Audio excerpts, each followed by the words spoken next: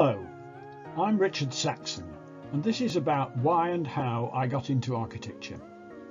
It's 60 years since I entered architecture school, time enough to look back at how I got there and what I was trying to achieve. It's been a voyage of discovery. Why architecture? Well, partly it's genetic. My grandfather and great-grandfather on my mother's side were Manchester architects, and I was given the middle name Gilbert that my grandfather had.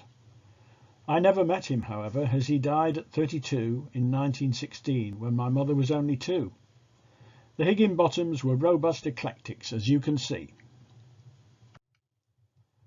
I got into my father's school, Manchester Grammar, at my second attempt. It was then a direct grant grammar school, so free to most pupils. I did history, geography and art to A-level and was in the dramatic and debating societies. All of these proved very useful in architecture later. The art teacher developed my inclination towards architecture and gave me as a prize book Towards a New Architecture. I got hooked on Corb.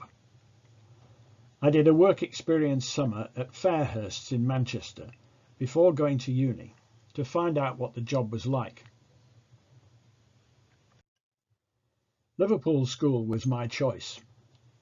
It was then highly rated and free, like all universities at that time. It's a very architectural city. My voyage of discovery wandered widely. They tried to teach me calculus, and I got it for about 20 minutes, but never missed it. I got lectures from Rayner Banham and Bucky Fuller, and I read Jane Jacobs. I did site work and office work in the summers, blundering into knowledge. In the early 60s, Liverpool was the centre of the world. We had the Beatles at the Union for £30, that was their fee, before they hit the jackpot. Then in third year, one of the outside lectures was by George Grenfell Baines, who had founded BDP 2 years earlier. He spoke to the title, Is There Life After Graduation? He suggested that intellectual life could continue in practice, especially in an innovative firm like his. He caught my attention, and I applied to do my 4th year 6-month practical training with BDP in 1964.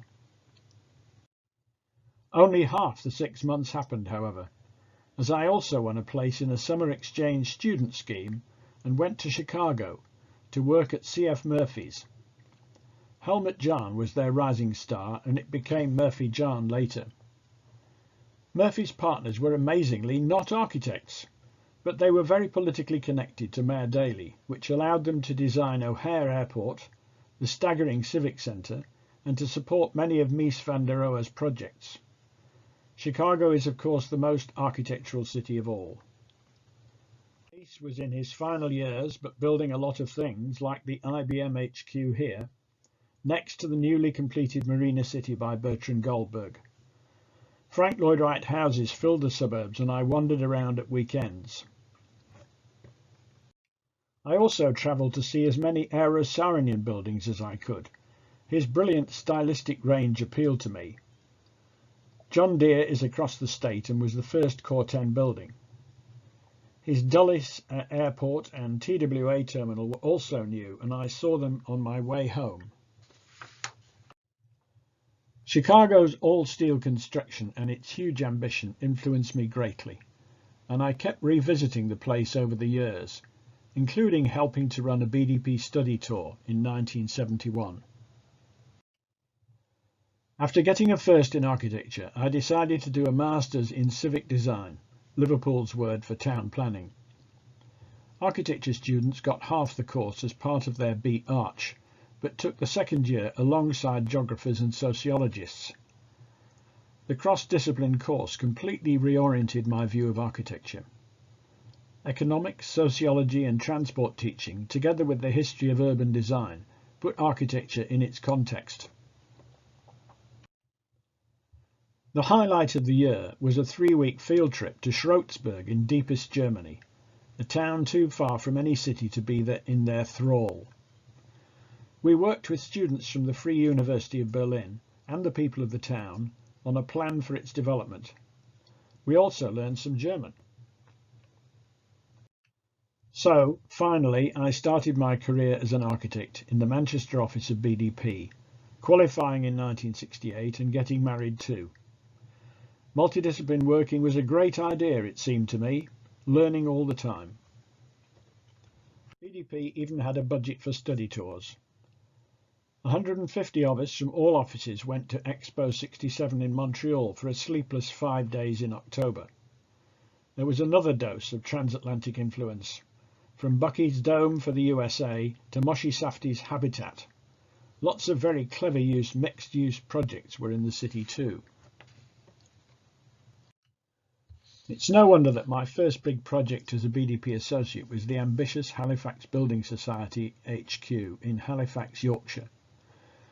The world's largest building society held a quarter of the country's title deeds and issued cheques every day for more than the building cost. Working with them for 5 years showed me how fascinating it is for architects to get inside the worlds of clients. It was a great collaborative experience to build it too, sparking my lifelong interest in how the industry works. The next competition win was Durham Milburngate Shopping Centre, across the river from the cathedral. With William Whitfield acting as client advisor, we were steered into an appreciation of vernacular building and townscape, widening my eclecticism further. I was made a partner during this job, and from then on steered my own path. Whilst working on a huge but aborted design centre for British Leyland cars, I got into the concept of the atrium building. I took a sabbatical to write the first book, and then another 10 years to do a follow-up. By the 1980s I was a managing partner, steering the professional side of the firm. I moved to London in 1986 when my wife got a job there, and changed back to design to participate in the city Big Bang. The Morgan job was Halifax on steroids, including flying on Concorde, and was also my first postmodern classical exercise, bringing some Wall Street scale to the city. Variety is, however, the essence of the creative life. Winning the job of master planning the All England Club on my 50th birthday in 1992 gave me another unique client experience. By 1999 we had built phases 1 and 2 of the 20-year plan to achieve what is now the undisputed queen of the Grand Slam venues, to the theme Tennis in an English Garden. It was apparently crucial to London winning the 2012 Olympics. At the same time, I won the HQ of another car company, the German arm of General Motors, outside Frankfurt. Note the atrium. In my last decade at BDP, I also worked in Japan, France, Spain, Holland and Russia. It's a very international profession. I wanted to be a significant architect, but my ideas of what that meant kept shifting. I got more involved in reforming the industry than in design by the 90s, and I got my CBE for that. I was master of the architects company in 2005-06 as I stepped down from 40 years at BDP. It was a brilliant experience, and it helped me with the withdrawal symptoms as I moved into my portfolio phase. To anyone entering the profession now, I would say that it's changed hugely since the 1960s. Apprenticeship is coming back and I think offers a more honest and sustainable way for people from all walks of life to enter.